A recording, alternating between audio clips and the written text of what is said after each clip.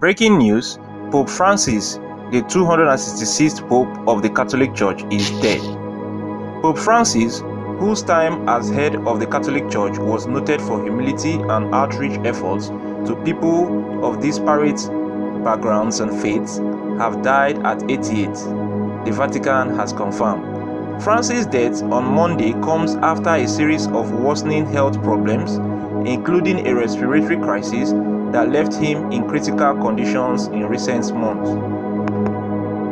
The Argentine national was known as Cardinal Jorge Mario Bergoglio, the Archbishop of Buenos Aires, when he was elected the Catholic Church 266th Supreme Pontiff, and the first ever from Latin America on March 13, 2013, replacing the retiring Pope Benedict XVI. President Donald Trump on Monday offered brief condolences over the passing of Pope Francis, but it should be noted that these two men clashed repeatedly, including as far back as Trump's 2016 presidential campaign over how to treat migrants. One day before Trump was inaugurated for his second term, Pope Francis commented on his plans to carry out mass deportations. He said, "If it is true, it will be a disgrace, because it makes the poor wretches who have nothing pay the bills for the imbalance. It won't do. This is not the way to solve things," he said. The Vatican released Pope Francis' will, which notes his desire to be buried in Basilica of St. Mary Major. The tomb must be in the earth, simple, without particular decoration, and with the only inscription Franciscus, he said.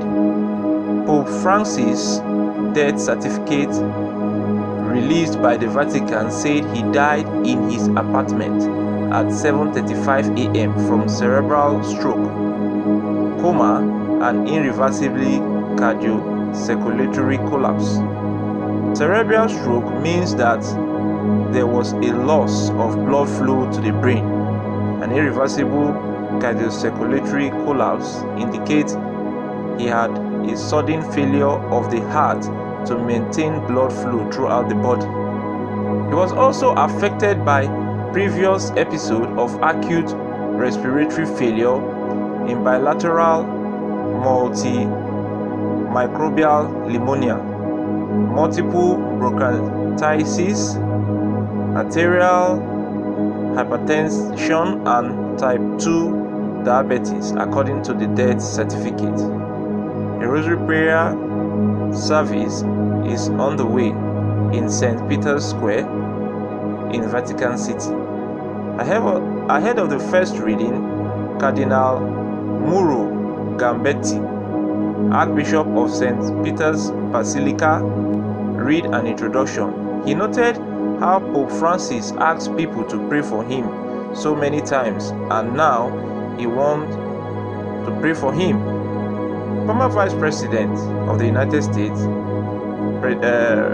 Kamala Harris, in a statement called Pope Francis a visionary leader who dedicated his life to service and justice.